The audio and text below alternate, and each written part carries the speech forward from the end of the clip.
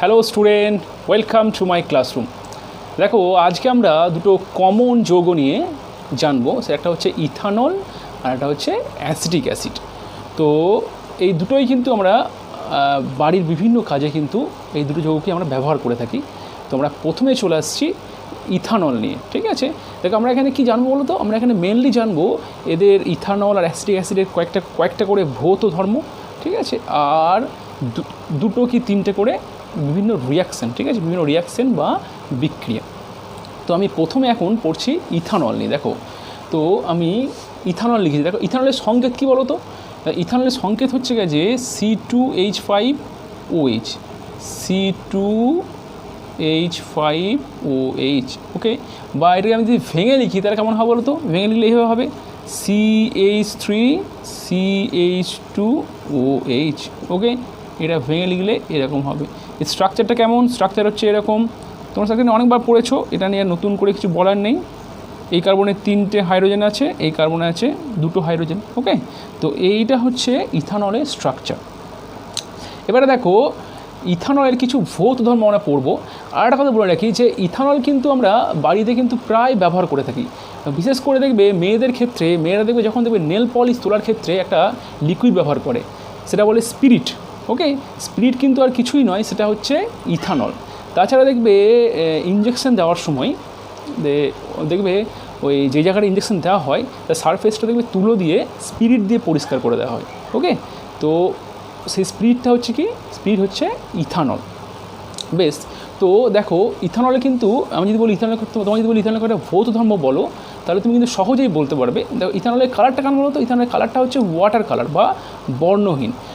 আর এর যেটা গন্ধ, এর গন্ধটা কিন্তু বেশ মিষ্টি গন্ধযুক্ত, দুর্গন্ধযুক্ত নয়, বেশ মিষ্টি গন্ধযুক্ত। তাছাড়া কী বলো তো, এটা কিন্তু জলের সঙ্গে কিন্তু যে কোনো অনুপাতে মিশে যায়, বা তুমি বলতে পারো এটা জলে দ্রাব্য, বুঝেছো?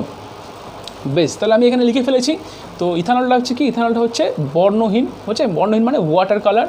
আর এর মধ্যে গন্ধ আছে, এই মিষ্টি গন্ধ আছে, ঠিক আছে। আর এটা জলে কিন্তু যে কোনো অনুপাতে দ্রাব্য। বেশ, এবারে দেখো, আমি এর ইথানলের কয়েকটা রাসায়নিক ধর্ম নিয়ে পড়বো। রাসায়নিক ধর্ম নিয়ে কতগুলো রাসায়নিক বিক্রিয়া নিয়ে জানবো। এখন তোমাদের সিলেবাসে দুটো বিক্রিয়া আছে।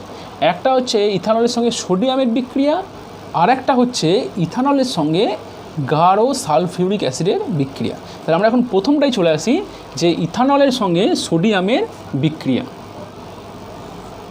বেশ, দেখো, যে ইথানলের সঙ্গে যদি সোডিয়ামের বিক্রিয়া করে তাহলে কী হয় দেখো। ধরো আমি একটা টেস্ট টিউবের মধ্যে কি করেছি, ধরো আমি এখানে ইথানল নিয়েছি। ইথানল কেমন দেখতে? ওয়াটার মতন দেখতে, একটু আগে বললাম, জল যেরকম দেখতে ইথানল সেরকম, একদম সেরকম দেখতে। বেশ, এর মধ্যে যদি আমি এক খণ্ড এর মধ্যে সোডিয়াম এর মধ্যে আমি ফেলে দিয়েছি, তাহলে কি হয় বলো তো? তাহলে দেখবো যে কিছুক্ষণ পর থেকে বা সঙ্গে সঙ্গেই দেখবো যে এখান থেকে কী বলতো, এখানে দেখবো বুদবুদ আকারে কিন্তু কিছু গ্যাস এখান থেকে বেরিয়ে যাচ্ছে, ঠিক আছে। দেখবো যে বুদবুদ আকারে কিছু গ্যাস এখান থেকে বেরিয়ে যাচ্ছে। যদি পরীক্ষা করে দেখা যায় যে এই গ্যাসটা হচ্ছে যে হাইড্রোজেন গ্যাস, ওকে। তার মানে কি হলো, যে সোডিয়ামের সঙ্গে যদি আমি ইথানলের বিক্রিয়া করাই তাহলে কি হবে? তাহলে উৎপন্ন হয় হাইড্রোজেন গ্যাস, ওকে। বিক্রিয়াটা দেখে ফেলি, বিক্রিয়াটা কেমন হয় দেখো। যে এইটা হলো ইথানল, ঠিক আছে। যদি আমি এর সঙ্গে সোডিয়ামের বিক্রিয়া করাই, সোডিয়াম কি করবে দেখো। সোডিয়াম কি করবে, এখান থেকে হাইড্রোজেনটাকে সরিয়ে দিয়ে এর জায়গাটায়, এই হাইড্রোজেনের জায়গায় ঢুকে পড়বে। তাহলে কেমন হয় বলো তো? তাহলে এইটা হবে CH3CH2O, আর সঙ্গে ঢুকবে সোডিয়াম, হাইড্রোজেনের জায়গায় ঢুকবে সোডিয়াম। বেশ, আর যে হাইড্রোজেনটা বেরিয়ে গেল, এই হাইড্রোজেনে কী করবে বলো তো? এই হাইড্রোজেনটা না এরকম দুটো হাইড্রোজেন পরমাণু যুক্ত হয়ে কি উৎপন্ন করবে? হাইড্রোজেন গ্যাস উৎপন্ন করবে, ঠিক আছে। তো এরকম দুটো হাইড্রোজেন যুক্ত হয়ে উৎপন্ন করবে হাইড্রোজেন গ্যাস, যেটা কি হয়, যেটা বাবলস আকারে এইভাবে উপর থেকে বেরোতে থাকে। বেশ, তাহলে আমরা কি দেখলাম, যে ইথানলের সঙ্গে সোডিয়ামের বিক্রিয়ায় হাইড্রোজেন গ্যাস উৎপন্ন হয়। আর এইটা তুমি বলতে পারো, এই একটা সল্ট বা এটা একটা লবণ বলতে পারো, এর নাম হচ্ছে সোডিয়াম ইথক্সাইড। কী নাম? Sodium ethoxide. নামটা পারলে মনে রেখো, নাম রাখতে পারলেও কিন্তু কোনো খুব একটা অসুবিধা হবে না। তো নামটা আমি একটু লিখে ফেলি এখানে একটু।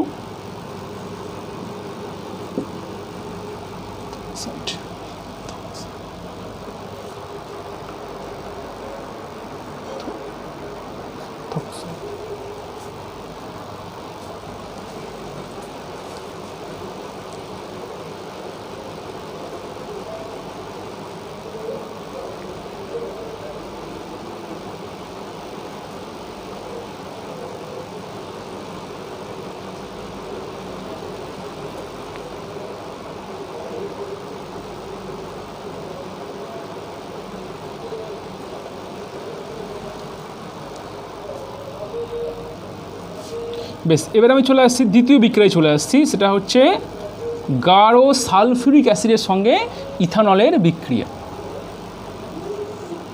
বেশ, যদি আমি গাঢ় সালফিউরিক অ্যাসিডের সঙ্গে ইথানলের বিক্রিয়া করাই, তাহলেও কিন্তু জানো তো এখানেও কিন্তু একটা গ্যাস উৎপন্ন হয়। এই গ্যাসটা কিন্তু হাইড্রোজেন গ্যাস নয়, এইটা হলো তোমরা অলরেডি গ্যাসটার সম্বন্ধে পড়েছো, এটা হলো ইথিলিন গ্যাস। ঠিক আছে, ইথিলিন গ্যাস। তাহলে দেখো, যদি আমি এখানে ধরো আমি নিয়েছি ইথানল। ওকে, নিয়েছি ইথানল। বেশ, যদি এর সঙ্গে যদি আমি কিছু পরিমাণ ঘন সালফিউরিক অ্যাসিড দিই, H2SO4 দিই, অবশ্যই কিন্তু ঘন, লঘু দিলে হবে না, ঘন সালফিউরিক অ্যাসিড দিতে হবে। তারপরে যদি এখানে আমি একটু তাপ দিই, তাপটা হচ্ছে প্রায় 170 ডিগ্রি সেন্টিগ্রেড। যদি তাপমাত্রা করি 170 ডিগ্রি সেন্টিগ্রেড, তাহলে দেখব যে এখান থেকে একটা গ্যাস নির্গত, বাবলস আকারে এখানে একটা গ্যাস, এখান থেকেও একটা গ্যাস নির্গত হবে। ওকে, এই গ্যাসটা যদি টেস্ট করা যায়, তাহলে দেখা যাবে যে এই গ্যাসটা কিছুই নয়, এই গ্যাসটা হচ্ছে ইথিলিন গ্যাস, C2H4 বা ইথিলিন গ্যাস। দেখো এখানে বিক্রিয়াটা কী হয়, দেখো আমি CH3CH2OH আর এই সঙ্গে নিচ্ছি ঘন সালফিউরিক অ্যাসিড। অবশ্যই কিন্তু সালফিউরিক অ্যাসিডটা ঘন, লঘু নিলে হবে না। তাপমাত্রা করেছি 170 ডিগ্রি সেন্টিগ্রেড। ওইখানে ঘন সালফিউরিক অ্যাসিড না, এ কী করে, এই ইথানল থেকে এক অণু জল বার করে নেয়। ঠিক আছে, কি করে, ইথানল থেকে এক অণু জল বার করে নেয়। এই যে জল বার করে নেওয়ার প্রক্রিয়া, এটাকে বলে নিরুদন প্রক্রিয়া। ঠিক আছে, ডিহাইড্রেশন রিয়াকশন। তাহলে কী করছে, সালফিউরিক অ্যাসিড এখান থেকে এক অণু জল বার করে নিচ্ছে। জল বার করে নিলে কী হবে বলো তো দেখো এখান থেকে ধরো জলটা কী বেরোবে, এখানে OH-টা, আর এখান থেকে এই কার্বন থেকে একটা H বেরিয়ে যায়। এই OH আর এই কার্বন থেকে একটা H বেরিয়ে কি উৎপন্ন করে, জল উৎপন্ন করে। তাহলে কি পড়ে থাকবে বলো তো, এখানে CH2 মাঝখানে একটা দ্বিবন্ধন হয়ে যায়, CH2 এটা কি, এটা হলো ইথিলিন গ্যাস, আর সঙ্গে হচ্ছে জল। ঠিক আছে, তাহলে এখানে কি করলো, ঘন সালফিউরিক অ্যাসিড কী করছে, এখান থেকে এক অণু জল বার করে নিচ্ছে। এই ধরনের বিক্রিয়াকে বলছে নিরুদন বিক্রিয়া। ঠিক আছে, ডিহাইড্রেশন রিয়াকশন। তাহলে দেখো আমি বলতে পারি যে গাঢ় সালফিউরিক অ্যাসিডের সঙ্গে ইথানলের বিক্রিয়ায় ইথানলের নিরুদন হয়। ঠিক আছে, নিরুদনের ফলে কি হয়, আমরা এখানে ইথিলিন গ্যাস পাই। তো এটাকে লিখে ফেলি, ইথিলিন গ্যাস।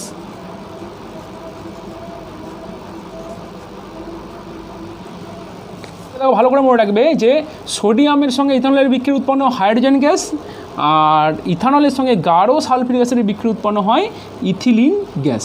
বেশ, এরপরে আমরা ইথানলের কয়েকটা ব্যবহারে আমি চলে আসছি।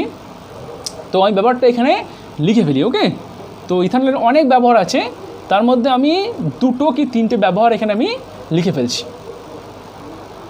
আমি এখানে ইথানলের 2টো ব্যবহার লিখে ফেলেছি। 1 নম্বরে দেখো, ইথিলিন গ্যাস প্রস্তুতিতে ব্যবহৃত হয়। আমরা একটু আগে দেখলাম যে গাঢ় সালফিউরিক অ্যাসিডের সঙ্গে ইথানলের বিক্রিয়ায় ইথিলিন গ্যাস উৎপন্ন হয়। তো এটা একটা ভালো ব্যবহার। আর 2 নম্বর হচ্ছে রেকটিফাইড স্পিরিট, মেথিলেটেড স্পিরিট প্রস্তুতিতে ব্যবহৃত হয়।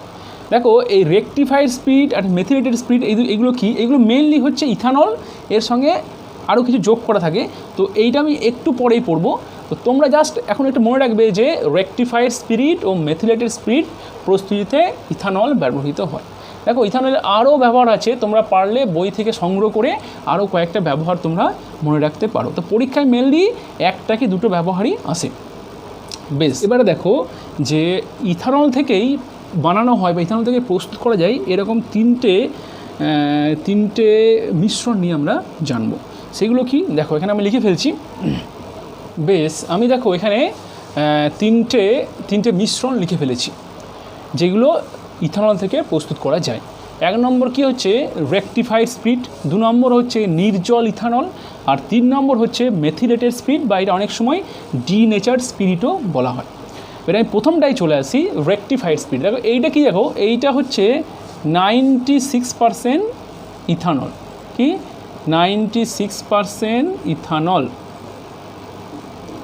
দেখো তার মানে কি, দেখো ধরো আমি এখানে ধরো একটা বিকারের মধ্যে আমি ধরো পিওর ইথানল নিয়েছি। কত নিয়েছি পিওর ইথানল? ধরো আমি নিয়েছি 96 ml নিয়েছি পিওর ইথানল। ওকে, বেশ, এর মধ্যে আমি কি করলাম, এর মধ্যে আমি ধরো 4 ml কি করলাম, 4 ml জল যোগ করলাম। কি করলাম, 4 ml এমনি যোগ করলাম ওয়াটার বা জল। ওকে, তো তারপরে এটাকে ভালো করে আমি নাড়িয়ে দিলাম। যদিও জল আর ইথানল খুব সুন্দরভাবে মিশে যায়, বুঝতে পারছো? তো আমি যে মিক্সচারটা পাবো সেইটাকে আমি বলবো রেকটিফাইড স্পিরিট। দেখো আমরা যে সমস্ত স্পিরিটগুলো ব্যবহার করি সেটা মেনলি হচ্ছে রেকটিফাইড স্পিরিট, আর ওইটাকে আমরা স্পিরিট নামে ওটা কিন্তু বেশি পরিচিত। বেশ, এরপর আমি চলে আসছি নির্জল ইথানল। ওকে, দেখো নামটা শুনে তুমি বুঝতে পারছো এটা হচ্ছে ওয়াটার ফ্রি, এর মধ্যে কোনো জল নেই। তার মানে কি এটা হচ্ছে 100% ইথানল। ওকে, বেশ দেখো এরপর আমরা চলে আসছি মেথিলেটেড স্পিরিট বা ডিনেচার্ড স্পিরিট। দেখো এইটা কি জিনিস, দেখো আমরা সবাই জানি যে ইথানল কিন্তু মদ জাতীয় পানীয় তৈরির ক্ষেত্রে কিন্তু ভীষণভাবে ব্যবহৃত হয়, বা এটাও বলতে পারো যে মদ জাতীয় পানীয় ইথানল ছাড়া কিন্তু প্রস্তুত করা যায় না। এর ফলে কি বলতো, এর কিন্তু মার্কেটে বা বাজারে এর কিন্তু ভীষণ ডিমান্ড আছে। এখন ইথানলের মদ জাতীয় পানীয় তৈরি ছাড়াও আরও অনেকের ব্যবহার আছে, যেমন কয়েকটা ব্যবহার কিন্তু আমরা একটু আগে কিন্তু জানলাম। এই জন্য কী করা হয়, যাতে কেউ সহজেই ইথানলকে বাজার থেকে কিনে মদ জাতীয় পানীয় তৈরির ক্ষেত্রে ব্যবহার করতে না পারে, এই জন্য কী করা হয়, এই ইথানলের সঙ্গে না অনেক কিছু দ্রব্য মিশিয়ে দিয়ে এটাকে পানের অযোগ্য বা যাতে কেউ খেতে না পারে সেরকম একটা মিক্সচার বানানো হয়। সেই মিক্সচারটাকেই বলছে মেথিলেটেড স্পিরিট বা ডিনেচার্ড স্পিরিট। দেখো এর মধ্যে কী থাকে, দেখো এর মধ্যে মেইনলি থাকছে ইথানল, আর থাকছে কিছু পরিমাণ বা 10% থাকছে মিথানল। এর সঙ্গে আরও কিছু যৌগ থাকে, সেগুলো আমি এক্ষুনি লিখে ফেলছি। দেখো ধরো আমি কি করেছি, ধরো আমি একটা বিকারের মধ্যে নিয়েছি ইথানল। ওকে, ধরো পিওর ইথানল নিয়েছি। ওকে, বেশ, এটা হলো ইথানল। এর সঙ্গে কী করা হয়, দেখো এর সঙ্গে প্রায় 10%, যদি এইটা না হয় 90 ml, তাহলে 10 ml যোগ করা হয় মিথানল। কি যোগ করা হয়, মিথানল। 10 ml যোগ করা হয় মিথানল, মানে মিথানল যোগ করা হয় 10 ml বা 10%। এটা হচ্ছে 90%, প্রায় 90%, 1-2% এদিক ওদিক হতেই পারে। ওকে, বেশ, এটা প্রায় 10%, বোঝা গেছে? বেশ, এই দুটো হচ্ছে মেথিলেটেড স্পিরিটের প্রধান দুটো উপাদান। তাছাড়া কী করা হয়, এদের সঙ্গে আরও কিছু যৌগ সেটা ভীষণ কম পরিমাণে মেশানো হয়, যাতে এর যে এই টেস্টটা যাতে বিস্বাদ হয়ে যায়, প্লাস এর মধ্যে একটা উৎকট যেন একটা গন্ধ ওঠে, যাতে কেউ এটা সহজে পান করার কথা বা খাওয়ার কথা কেউ যেন ভাবতেই না পারে। সেইগুলো কি কি, সেইগুলো হচ্ছে পিরিডিন, ন্যাপথা, কপার সালফেট। ওকে, আরও কিছু এই জাতীয় কিছু যৌগ এর সঙ্গে মিশিয়ে দেওয়া হয়, যদিও এগুলো ভীষণ কম পরিমাণে মেশানো হয়, পিরিডিন, ন্যাপথা, কপার সালফেট। ওকে, এইগুলো মেশালে এর স্বাদটা কিন্তু একদম বিস্বাদ হয়ে যায়, প্লাস এর গন্ধটাও কিন্তু উৎকট হয়ে যায়, কেউ কিন্তু এটাকে খাওয়ার কথা ভাবতেই পারে না। ওকে, বেশ, তাহলে এই যে মিশ্রণটা পেলাম, এই যে মিক্সচারটা পেলাম, এইটাকেই বলছে কিন্তু মেথিলেটেড স্পিরিট বা ডিনেচার্ড স্পিরিট। দেখো পরীক্ষায় এটাতে কিন্তু প্রায় কোশ্চেন আসে, অনেক সময় বলে যে এই ডিনেচার স্পিড বা মেথিলেটেড স্পিডের রাসায়নিক সংযুতি লেখো। তো সেটা কি দেখো, যদি পরীক্ষায় এরকম কোশ্চেন আসে তখন কী লিখবে দেখো, এর সংযুতি হচ্ছে গেছে কী কী, মেনলি হচ্ছে গেছে এটা কি লিখবে 90% ইথানল 5OH, আর 10% হচ্ছে গেছে 10% CH3OH বা মিথানল, আর সঙ্গে এই যে তিনটে জিনিস লিখে দেবে পিরিডিন, ন্যাপথা, কপার সালফেট। ওকে, তাহলে এইটা হচ্ছে এই মেথিলেটেড স্পিড বা ডিনেচার স্পিডের রাসায়নিক সংযুতি। এবারে দেখো এই মেথিলেটেড স্পিড আর ডিনেচার স্পিড কিন্তু এদেরও কিন্তু অনেক ব্যবহার আছে। ওকে, সেই ব্যবহারগুলো কী কী আমি এখানে চটপট কয়েকটা ব্যবহার লিখে ফেলছি। বেশ, দেখো তাহলে আমি এখানে মেথিলেটেড স্পিডের দুটো ব্যবহার এখানে লিখে ফেলেছি। এক নম্বর কী লিখেছি দেখো তো, পেন্ট ও বার্নিশ শিল্পে দ্রাবক হিসাবে ব্যবহৃত হয়। তার মানে কি বলতো, এই যেগুলো রং শিল্পগুলো আছে, রঙের ক্ষেত্রে কী করা হয়, এই ইথানলের মধ্যে বা ইথানল বলছি এই মেথিলেটেড স্পিডের মধ্যে কিন্তু ওই রঙগুলোকে গুলে রাখা হয়। ওকে, এবার রঙগুলোকে গুলে ব্যবহার করা হয়। বেশ, আর 2 নম্বর হচ্ছে স্টোভ ও স্পিরিট ল্যাম্পের জ্বালানি হিসেবে। দেখো আমরা ল্যাবরেটরি স্পিরিট ল্যাম্প দেখেছি, ঠিক আছে, এই স্পিরিট ল্যাম্পের মেন জ্বালানি হচ্ছে কিন্তু মেথিলেটেড স্পিরিট, বা স্টোভেও কিন্তু অনেক সময় এই মেথিলেটেড স্পিরিট ব্যবহার করা হয়। বেশ, এরপর আমরা চলে আসছি অ্যাসিটিক অ্যাসিড। এবার আমরা পড়বো অ্যাসিটিক অ্যাসিড নিয়ে। ওকে, বেশ, দেখো অ্যাসিটিক অ্যাসিডের কয়েকটা ভৌত ধর্ম আমি এখানে লিখে ফেলেছি।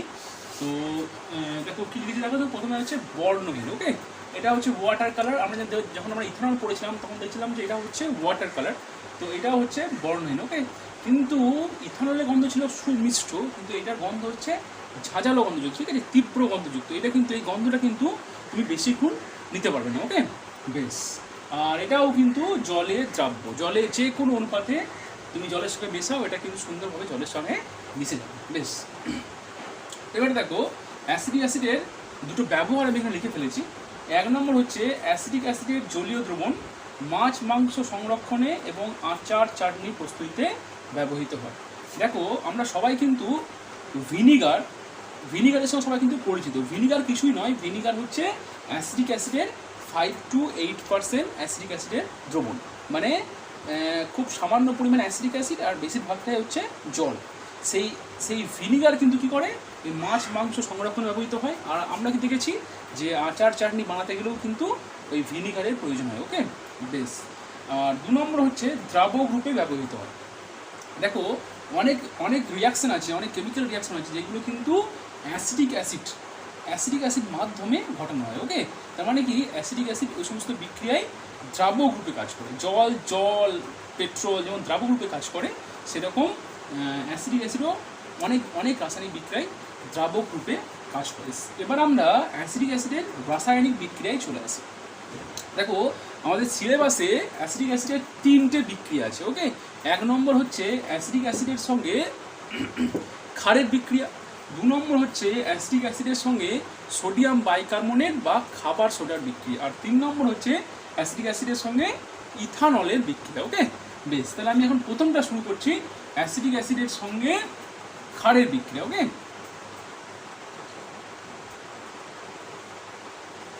অ্যাসিডিক অ্যাসিড হলো একটা অ্যাসিড। ওকে, আর তাহলে অ্যাসিডের সঙ্গে ক্ষারের বিক্রিয়ায় কী উৎপন্ন হয়, লবণ ও জল উৎপন্ন হয়। ওকে, এখানেও তার কিন্তু ব্যতিক্রম হবে না, এখানেও কী উৎপন্ন হবে, অ্যাসিডিক অ্যাসিডের সঙ্গে ক্ষারের বিক্রিয়ায় লবণ আর জল উৎপন্ন হবে। এটা হলো অ্যাসিডিক অ্যাসিড CH3COOH, এটা হলো অ্যাসিডিক অ্যাসিডের সংকেত। ওকে, দেখো আমাদের বলা হয়নি যে অ্যাসিডিক অ্যাসিডের সংকেত হচ্ছে গেছে CH3COOH। তো দেখো এইটা হলো অ্যাসিডিক অ্যাসিডের সংকেত CH3COOH। এর গঠন কেমন হবে গো, গঠন দেখো এরকম, এখানে কটা কার্বন আছে, 2টো কার্বন আছে, তো এরকম এই কার্বনটায় 3টে H আছে, আর এই কার্বনটায় কী আছে, অ্যাসিড গ্রুপ COOH। তাহলে এখানে অ্যাসিড গ্রুপ কেমন করে লিখতে হয়, ডবল বন্ড ও সিঙ্গেল বন্ড OH। ওকে, তোমরা এগুলো কিন্তু অনেকবার এগুলো করেছো। যদি তোমরা এগুলো ভুলে যাও তাহলে কি করবে, ওই কার্যকরী মূলক সম্বন্ধীয় আমার যে ভিডিওটা আছে, তো সেই ভিডিওটার লিঙ্ক আমি ওপরে আই বাটনে দিয়ে দিচ্ছি, তো তোমরা পারলে ওই ভিডিওটা একবার দেখে আসবে, ঠিক আছে। তাহলে তোমরা কিন্তু ওই অ্যাসিডের স্ট্রাকচার কীভাবে লিখছি বা এটা কীভাবে মনে রাখতে হবে সেগুলো কিন্তু তোমরা কিন্তু সহজেই বুঝে নিতে পারবে। ওকে, বেশ, তাহলে এবার দেখো, তাহলে আমি এখানে অ্যাসিডিক অ্যাসিড লিখেছি, এর সঙ্গে আমি কি করছি, একটা ক্ষারের বিক্রিয়া করাচ্ছি। ক্ষার ধরো নাও সোডিয়াম হাইড্রক্সাইড নাও, যেটা বলে কস্টিক সোডা NaOH। কেমন হবে, লবণ আর জল হবে, ঠিক আছে। CH3COONA, এর নাম হচ্ছে সোডিয়াম অ্যাসিটেট, এটা লবণ, আর সঙ্গে উৎপন্ন হবে জল। ওকে, দেখো বিক্রিয়াটা কি হলো, দেখো ওই সোডিয়াম কি করছে বলো তো, সোডিয়াম কি করছে, এখান থেকে এইচটাকে সরিয়ে দিচ্ছে। ওকে, এইচটাকে সরিয়ে দিয়ে ওই জায়গায় সোডিয়াম চলে আসছে, তাহলে লেখা হচ্ছে CH3COONA। ওকে, আর যে এই এইচটা এই OH এর সঙ্গে যুক্ত হয়ে উৎপন্ন করছে জল, H2O। এটা হচ্ছে লবণ, এটা হচ্ছে জল, এর নাম হচ্ছে সোডিয়াম অ্যাসিটেট। ওকে, বেশ। এবারে দেখো আমরা চলে আসছি দ্বিতীয় বিক্রিয়ায় চলে আসছি। দ্বিতীয় বিক্রিয়া হচ্ছে যে অ্যাসিটিক অ্যাসিডের সঙ্গে সোডিয়াম বাইকার্বনেটের বিক্রিয়া। ওকে, তাহলে সোডিয়াম বাইকার্বনেটের সঙ্গে অ্যাসিটিক অ্যাসিডের বিক্রিয়া। সোডিয়াম বাইকার্বনেটকে আমরা সাধারণত বলি খাবার সোডা নামে চিনি। ওকে, এটা বেকিংয়ের কাজে খুব ব্যবহৃত হয়। বেশ, ধরো আমি কি করেছি, ধরো আমি একটা টেস্ট টিউবের মধ্যে নিয়েছি অ্যাসিটিক অ্যাসিড। ওকে, তো একটা অ্যাসিটিক অ্যাসিড নিয়েছি টেস্ট টিউবের মধ্যে। ওকে, বেশ, এটা হলো অ্যাসিটিক অ্যাসিড।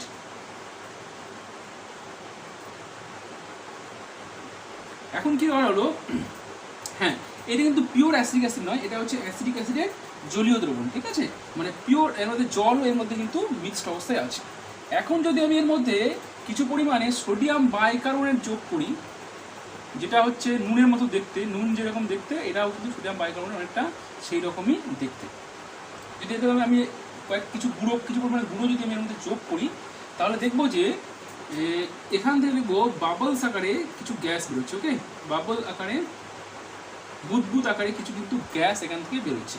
দেখা যায় যে ওই গ্যাসটা হচ্ছে যে কার্বন ডাই অক্সাইড। ওকে, তার মানে কি হচ্ছে, অ্যাসিটিক অ্যাসিডের সঙ্গে সোডিয়াম বাইকার্বনেটের বিক্রিয়ায় কার্বন ডাইঅক্সাইড গ্যাস উৎপন্ন হয়। ওকে, বেশ, তাহলে এই বিক্রিয়াটা আমরা দেখি আর কি কি উৎপন্ন হয়। দেখো, এটা হলো অ্যাসিটিক অ্যাসিড CH3COOH, তার সঙ্গে যদি আমি বিক্রিয়া করাই সোডিয়াম বাইকার্বনেট, তাহলে কি হবে, দেখো এই সোডিয়ামটা একইভাবে কি করবে, সোডিয়ামটা এই এইচটাকে রিপ্লেস করবে, মানে সোডিয়ামটা কি করবে, এইচ জায়গায় চলে আসবে, তাহলে এটা কি হবে, এটা হবে CH3COONA। আগে যেটা হয়েছিল সোডিয়াম অ্যাসিটেট, এটাও কিন্তু হচ্ছে সোডিয়াম অ্যাসিটেট। আর এই এইচটা, এই দেখছো HCO3 মূলক এর সঙ্গে যুক্ত হবে HCO3। ওকে, নিয়ে প্রথমে উৎপন্ন করবে H2CO3, ছিল HCO3, আর একটা H এলো, অনেক উৎপন্ন হবে H2CO3, প্রথম হবে H2CO3, এর নাম হচ্ছে কার্বনিক অ্যাসিড। কিন্তু এইটা খুব আনস্টেবল মানে অস্থায়ী, কিন্তু তার ফলে কি হবে, পরক্ষণেই না এইটা ভেঙে গিয়ে উৎপন্ন করবে কার্বন ডাইঅক্সাইড আর জল। ওকে, তাহলে আমি কি পাবো, তাহলে আমি পাবো H2O আর কার্বন ডাইঅক্সাইড। ওকে, H2O আর কার্বন ডাইঅক্সাইড। কার্বন ডাইঅক্সাইড কি বাবলস আকারে ওপরের দিকে বেরিয়ে যাবে। বেশ, তাহলে এটা মনে রাখবে যে অ্যাসিটিক অ্যাসিডের সঙ্গে সোডিয়াম বাইকার্বনেটের বিক্রিয়ায় কার্বন ডাইঅক্সাইড গ্যাস উৎপন্ন হয়। অনেক সময় কী করে পরীক্ষায় না MCQ কোশ্চেন দেয়, যে বললো যে অ্যাসিটিক অ্যাসিডের সঙ্গে সোডিয়াম বাইকার্বনেটের বিক্রিয়ায় কোন গ্যাস উৎপন্ন হয়, এ বললো অক্সিজেন গ্যাস, বি বললো নাইট্রোজেন গ্যাস, সি বললো কার্বন ডাইঅক্সাইড গ্যাস, এরকম তোমাকে বলবে যে কোন অপশানটা ঠিক। ওকে, তাহলে তখন তুমি বলবে কি, আমার বলবে সেটা হচ্ছে কার্বন ডাইঅক্সাইড। বেশ, এরপরে দেখো আমি চলে আসছি 3 নম্বর বিক্রিয়ায় চলে আসছি। 3 নম্বর বিক্রিয়াটা হচ্ছে যে অ্যাসিটিক অ্যাসিডের সঙ্গে ইথানলের বিক্রিয়া। তাহলে হচ্ছে ইথানলের সঙ্গে অ্যাসিটিক অ্যাসিডের বিক্রিয়া। দেখো এই বিক্রিয়াটা ইম্পর্টেন্ট বিক্রিয়া, কারণ এই বিক্রিয়াতে এস্টার জাতীয় যৌগ উৎপন্ন হয়। ধরো আমি একটা বিকারের মধ্যে কি করেছি, অ্যাসিটিক অ্যাসিড নিয়েছি, আর নিয়েছি, এটা নিয়েছি ধরো অ্যাসিটিক অ্যাসিড, আর নিয়েছি ইথানল CH3COOH, আর নিয়েছি কি, আর নিয়েছি ইথানল। ওকে, বেশ, তারপর কি করেছি, এর মধ্যে আমি কি করেছি, কিছু পরিমাণে গাঢ় সালফিউরিক অ্যাসিড যোগ করেছি। গাঢ় সালফিউরিক অ্যাসিড। ওকে, বেশ। এখন যদি এই মিক্সচারটাকে যদি রিফ্লাক্স করা হয়, ওকে, ধরো তোমার যদি রিফ্লাক্স যদি না বুঝতে পারো তাহলে তোমার মনে রাখবে, ধরো এটাকে আমি যদি গরম করা হয় তাহলে কি হবে জানো? তাহলে আমি দেখবো যে এই মিশ্রণ থেকে পাকা কলার মতো কিছু গন্ধ উঠছে। ওকে, এটা কেন উঠছে? তার কারণ হচ্ছে যে এখান থেকে এখানে এস্টার জাতীয় যৌগ উৎপন্ন হয় যার গন্ধ হচ্ছে পাকা কলার মতো। ওকে, তাহলে তাহলে কি উৎপন্ন হবে? এখানে এখানে উৎপন্ন হবে এস্টার। ওকে, কি উৎপন্ন হবে? এস্টার। ঠিক আছে, যার গন্ধ হচ্ছে পাকা কলার মতো। বেশ, এবারে দেখো এই বিক্রিয়াটা, আমি যদি বিক্রিয়াটার সমীকরণটা দেখে ফেলি, ধরো এইটা নিয়েছি অ্যাসিটিক অ্যাসিড CH3COOH, তার সঙ্গে নিয়েছি ইথানল C2H5OH, আর এটা কী করতে হবে? নিতে হবে গাঢ় সালফিউরিক অ্যাসিড। এটা যদি রিফ্লেক্স করা হয় বা ধরো যদি গরম করা হয় তাহলে কী উৎপন্ন হবে? এখানে উৎপন্ন হবে এস্টার। দেখো এস্টার কি মনে হবে? দেখো এই জিনিসটা, এই ধরো C2H5, এই পার্টটা পুরোপুরি এইখানে চলে আসবে। ধরো তুমি কি মনে রাখবে? এইচটাকে ধরো সরিয়ে দেবে, এইচটা এখানে এসে এই ও এর সঙ্গে যুক্ত হবে, আর এইচের জায়গায় চলে আসবে C2H5, এই গ্রুপটা চলে আসবে এইচের জায়গায়। ওকে, আর এইচটা যুক্ত হয়ে ও এর সঙ্গে যুক্ত হয়ে উৎপন্ন করবে জল। তাহলে কেমন হলো বলো তো? আমি একটু এখানে লিখছি CH3COC2H5। ওকে, আর সঙ্গে উৎপন্ন হবে জল। ঠিক আছে, এবারে দেখো এই যে যৌগটা উৎপন্ন হয়েছে এটাই হচ্ছে এস্টার শ্রেণীর যৌগ। ওকে, এটাই হচ্ছে এস্টার বা এস্টার শ্রেণীর যৌগ। আর এই এস্টারের নাম হচ্ছে, ডাক নাম হচ্ছে ইথাইল অ্যাসিটেট, আর এর আইইউপিসি নাম তোমরা বাড়িতে করার চেষ্টা করবে। ওকে, যদি তোমরা আইইউপিসি নামটা ভুলে যাও তাহলে আমার আইইউপিসি যে ভিডিওটা আছে, আইইউপিসি নাম নিয়ে যে ভিডিওটা আছে, তো সেই ভিডিওটা আমি ওপরে আই বাটন লিঙ্ক দেবো, ওই ভিডিওটা অবশ্যই দেখবে, তারপর তোমরা এর আইইউপিসি নামটা করার চেষ্টা করবে। ওকে, তাহলে দেখো এটা কিন্তু ভীষণ একটা ইম্পর্টেন্ট বিক্রিয়া। এখানে কি হয়? এস্টার জাতীয় যৌগ উৎপন্ন হয়। ওকে, বেশ। তাহলে হ্যাঁ, আরেকটা কথা আমি বলতে ভুলে গেছি, সেটা হচ্ছে এখানে যে ইথানলটা আমি নেব, ইথানলটা কিন্তু নিতে হবে ওয়াটার ফ্রি। এর মধ্যে জল থাকলে কিন্তু ভালো বিক্রিয়া হয় না, ইথানলটা একদম পিওর ইথানল নিতে হবে। বেশ, তাহলে আস্তে আস্তে মোটামুটি শেষ হয়ে গেছে। বেশ, ঠিক আছে, তাহলে দেখা হচ্ছে নেক্সট ক্লাসে। বেশ, বাই।